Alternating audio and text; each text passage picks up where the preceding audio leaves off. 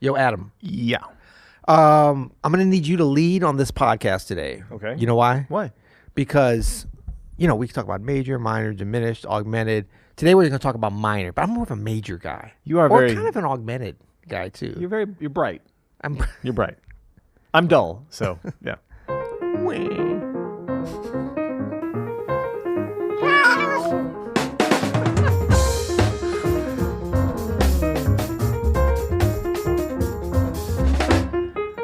We have fun. I'm Adam Annis. And I'm Peter Martin. And you're listening to the You'll Hear It podcast. Music advice coming at you. Now, for such a bright guy, you're looking out the window kind of pensively, Peter. Well, because I feel bad for that intro because actually I need you to lead on this because this is a little bit of a tricky area for me. I'm so glad to hear you say this. But it's for a lot of people.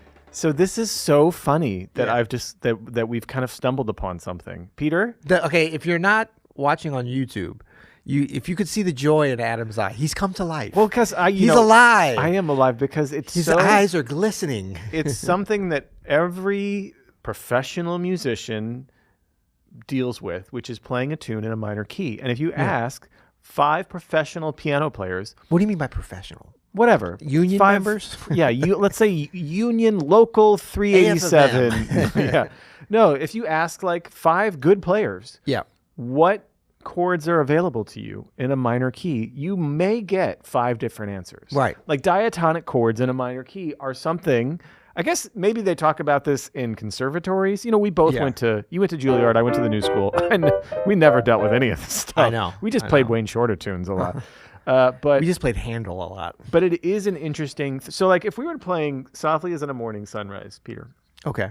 And this is so interesting to me. So we'll talk about... What we're talking about today is... Can I play Juilliard style? Yeah. It's a real tango. Yeah, so it's probably more tango than it should be. Yeah. No, if we were to play a tune in a minor key, you're going to get varying answers about what are the diatonic chords available. And minor keys are very interesting, even amongst classical harmony. It's not what is the theory is not often in practice because it's not very straightforward. So if we just look at what a minor key is, it's related to a major key. It's the relative minor to a major key. So if we look at we'll keep it to white keys here, the key of C. Okay. So here's our C major chord, right? Yeah. So the same key signature will be used for its relative minor, A minor. Okay, very straightforward. Well, that means if we have all of these chords in C major, diatonic 7th chords, then we must use all of the diatonic 7th chords for A minor. It's relative, right? Yeah. Okay, well, one problem is, what's the 5 chord? I got some relatives that play like that constantly. If we're in the key of A minor, then the 5 chord is what? E minor. Yeah. Right? It's kind of a pop sound. Kind of a Steely Dan. So it sounds good. Yeah. It sounds good. But that's not often what you hear. You need, for a true dominant chord, you need that E dominant 7 with the G sharp. Now, this changes things. So classical theorists might say, well, okay, well, great. Well, now we have the harmonic minor harmony, right? It's a scale that is A in the key of A harmonic. It's A, B, C, D, E, F. Instead of G natural, we have G sharp. It's the only difference. Yeah. And what this does that weird is kind of gives us augmented now this gives us these chords, Peter.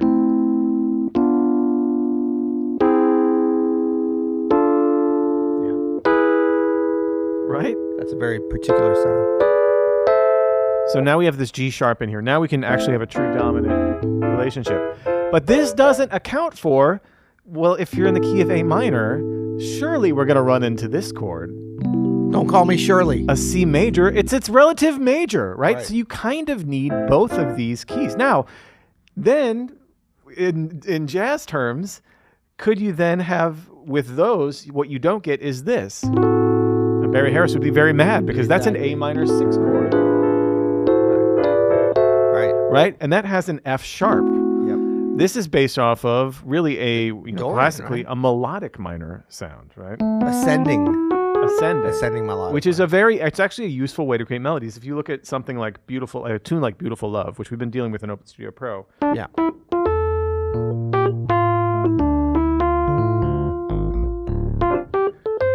So this is all natural minor. on the melody. But check this out. That goes in that little phrase. It goes up, ascending, and then down, descending, melodic minor. So it is literally very rare in a jazzy tune. Right, but it actually is very useful for writing melodies that they change ascending and descending. Yeah. But harmonically, if we're just using the harmonic minor there, we're going to lose out on, we have to change to these, relative major very soon. So there's a great website that we'll link to. It's a music theory website that I've been from the Puget Sound. PugetSound.edu. It's actually pretty good music theory, just very basic music theory stuff.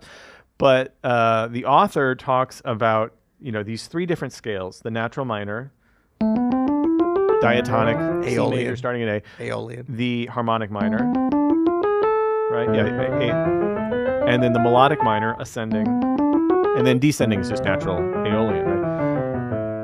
And how, if you look practically into how most minor tunes are handled, not just tunes, but pieces in classical music, they use this sort of combination of all three. Yeah. Which is why it's so ambiguous. So when you ask the question, what quality should a minor tonic be, it can actually be one of about four things. It can be straight up minor 7, like a Dorian sound or an Aeolian sound. It can be minor major 7. Yeah. Right? For sure. Evocative of the harmonic minor. It can be with a major 6, right? Yeah. It can be straight up triad as well. But it can be with that A minor 6. Yeah. All of these are actually valid choices depending on what the melody is doing. And there's no... And different sounds. And different sounds. More different than, traditionally like alterations to a major sound like major 7, major 9, sharp 11. Right.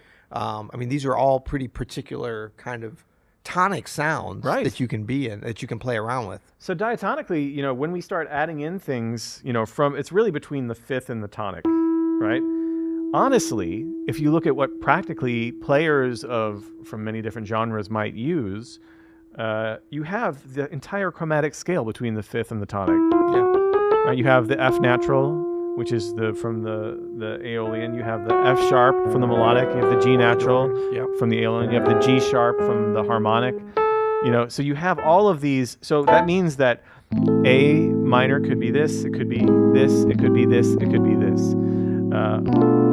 B minor 7, flat 5. You could also have B minor 7. All of these kind of sound good. For the C major, of course, you just have a regular C major. Yep. But also, these can sound good. These can work. The D minor is often what we would consider the 4 chord, obviously.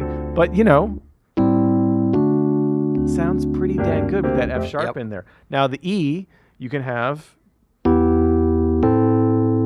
Sounds great. That natural minor, as does this. Right? You can have an F major 7. You could also have an F sharp, half diminished. You can have a G major triad, like a G dominant 7. You could also have a G sharp, diminished. Yeah. Or half diminished. Like, these are things that we can all use depending on how we want to use the harmony. It's really fascinating. And it's not how I was taught. No, me neither. It was taught more based on this one scale, or just go for the pure melodic minor ascending sound. I think that's how most people are, like if you're coming from sort of the Mark Levine school of things. A lot of people just, when they talk, especially in the jazz context, the melodic minor scale, but there is no difference from ascending and descending. It does not paint the whole picture. Now, then someone like Barry Harris or Hank Jones will talk about it in terms of that 6 diminished scale, which also has that chromaticism here. But that, again, that doesn't really incorporate a G into things, which can limit.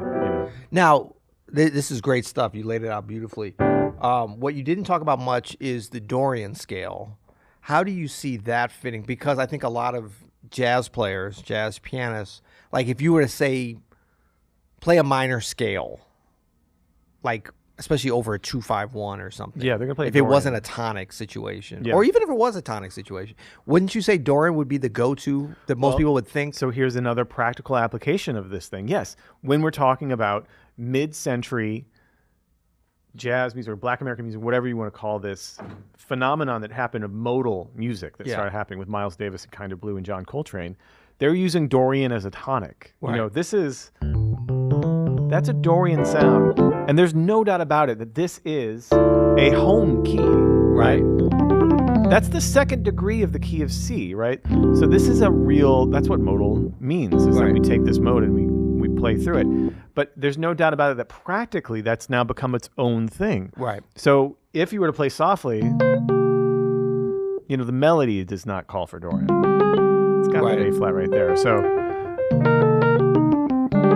now, does this sound bad? But it's definitely a different area you're kind of going. I mean, it's evocative of like going somewhere. But if you were now knowing that what we know with modal jazz, if you were to switch it from some kind of minor sixth thing to a C minor 7, a Dorian.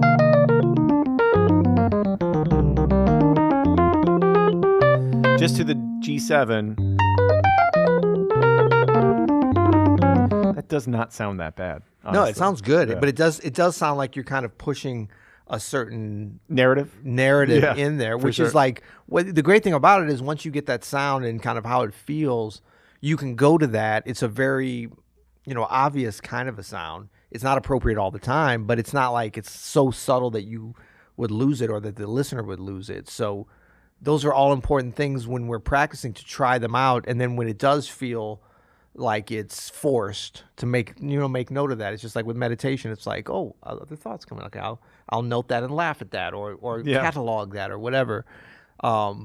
Because these very it always becomes important when you want to really change the trajectory of, say, your solo, an improvisation. It's like, how many devices do you have? Not just licks, not just like,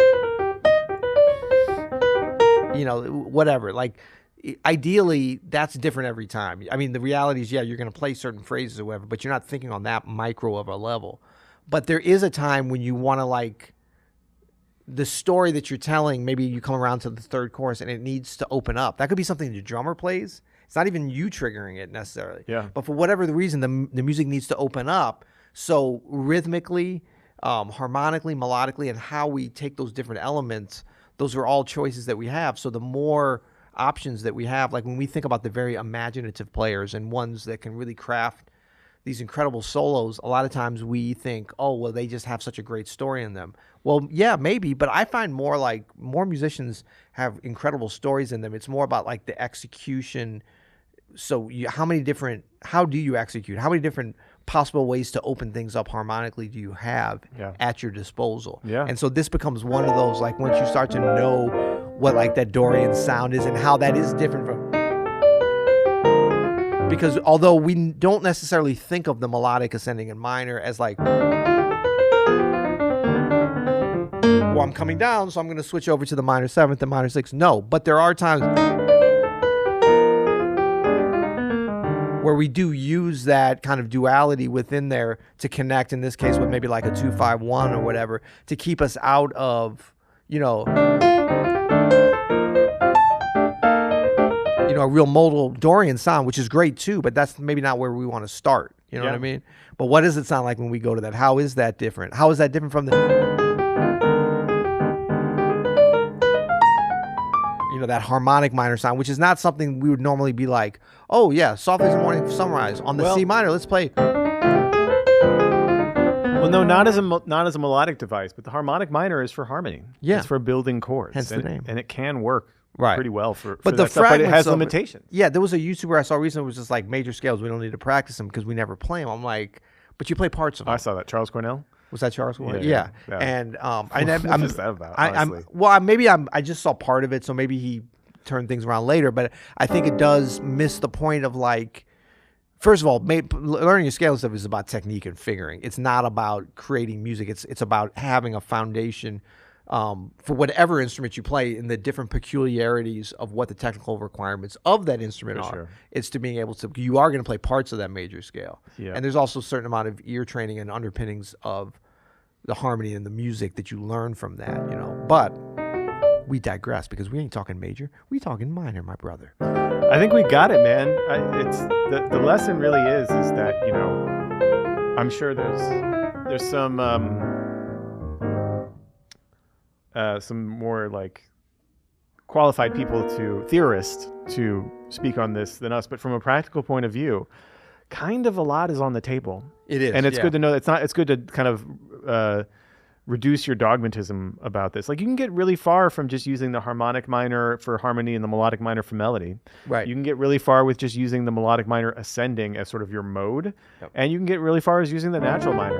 Don't sleep on an Aeolian. Yeah. And like you were saying, if you really want a point of view, you can use the Dorian as its own thing. You just have to be aware of what you're doing. Right. And it just takes a little bit of experience. And that's for each of them. But I think the Dorian, probably the way we were presenting this, has the biggest potential for being like a very different harmonic area, like a kind of demarcation point where it's like, whoa, we're going here. But I mean, you could jump in and out of it too, though. It's not like all this stuff is very pliable. And the fun of this is practicing and getting these differences and then really, because even like,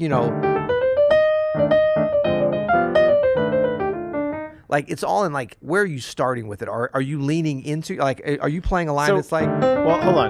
Before we get too far, can we just, because I want people to put in the comments. We're at the end of the. We're almost done. But I want people to put in the comments how do you think about minor harmony and what do you use? What's your go-to scale? What is your go-to? If you're playing softly, what are you doing? Yeah. So, I think this is what I'm saying. It's so fun. I don't know. Like, no. I mean, I would use all of them in a typical solo. But I think that means that they're all important. I mean, I guess I could go and listen back and be like, do I use one more than the other? Very interesting, because major harmony is so defined. It's so easy to understand. It's like major scale or Lydian, But I do think that for this kind of a tune, because there's so many 2-5-1s in it, going back there, that the ascending melodic would be probably, if anything, would be a go-to. Alone Together. Huh? Alone Together. Do you know the tune? Yeah. But that's the same thing. A lot of... So that whole area, like my go-to would be more of the melodic ascending, but not leaning into the major seventh that much unless I want to make a point with it. So it's like, the thing is, all the notes, those are all the same notes I'm choosing from that are the same as the Dorian. Yeah. But as much as I'm not playing any seventh. I'm doing more like 6 and 9, because I know it's soon. Okay, here's another one. Round midnight. Minor 7 is appropriate there. Yeah. I believe Monk plays minor 7. So at the beginning, he doesn't play. He plays no 7. Try it. Yeah. But the bass line goes down to the. Yeah. Because a lot of people play, but it's actually. So that's very much like a Dorian, because it's not D flat major, but there is that's coming. Yeah. I know, man. It's very, very cool, isn't it? Yeah. No, it's good stuff. We always think about like the pliability and the flexibility of dominant chords with different alterations and different like, kind of, inner tritones and things like that can really, that you can construct a lot of tension and stuff. But there's a lot, even in a tonic situation with the minor, like we're seeing, Yeah, all of those are fair play. And what about the minor 4 over the, where you got that. Now he's going for some advanced shit here. No, but that's like, definitely part of it that you're going, especially on a ballad where you've got some space for it, That's great stuff, man. Yeah. It literally tickles me to hear you be like, I don't know, because I feel the same way, because I'm like, But that's it. Let's embrace that. Like, so, I think this was a good breakdown. We want everyone thinking about it. But then when you're in the moment, don't feel like it doesn't really matter either. This is the esoteric thing, but if you learn it, you'll have those possibilities there. You'll have those tools in there. This is not going to be like, just like when you need a tool. If you're going to unscrew a Phillips screw, you're going to look in your toolbox and it's like, I need the Phillips tool. Yeah. The Phillips screwdriver. There's no doubt. This is the right size. There's one tool for it. This is more of an area where you have a choice of 4 different tools. So look at that as a cool thing. I just love it that there's still some things left in this art form that we've beat to death with pedagogy. Yeah. Where it's just like, we're in a minor key. What kind of minor should we play? I don't know. Let's figure it out. It is still, and everybody kind of has that feeling. There's no right answer. It's great. Yeah. Always be learning. ABL. #. All right. So that leads us to something that there's definitely a tool in the tool belt. I know we're called the Gentleman and Ladies Agreement. The GLA. The GLA. Add a D to it, and we'll be glad that you adhered to it. #GLA? Yeah. Do we have a Twitter still? I don't know. We don't know what's going on. Okay. But we do have a Gentleman and a Ladies Agreement. And what that means is that if you've made it this far in the video, you are required Not because of us, but because of the agreement. That's why it's a gentleman's agreement. Didn't we come up with the agreement, though? No, we stole it from another podcast. We stole it from another one. Not our fault. This goes back centuries, back to when people couldn't write or read. You'd make it. It was called a handshake. Yeah, and this is a virtual handshake. So please go to go to YouTube. Subscribe to our channel. You'll hear it. And then if you want bonus points for your karma, bonus points, like and subscribe wherever you're consuming this podcast, and maybe send it to a friend. Yeah. Maybe send it to an enemy. Hey, comment in here, too. We're becoming too polarized in this country. People are like, oh, they're a Democrat, they're a Republican, they're this, they're that. They're a Dorian, they're a... Whoever, you're a melodic minor. Ascending, I'm a descending melodic minor. Send this to an enemy. An enemy is just a friend turned upside down. Till next time. You'll hear it.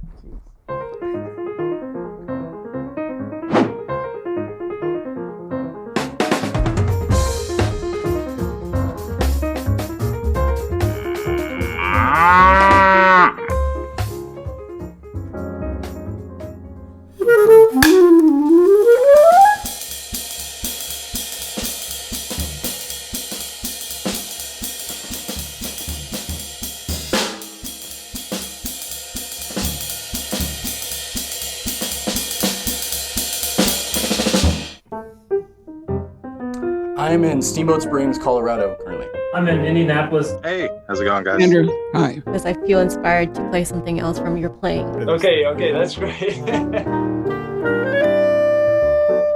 I think using the metronome is a great tool, but it's not the only tool. All of the answers are really in the music. What does it mean to live in a groove, be in a groove?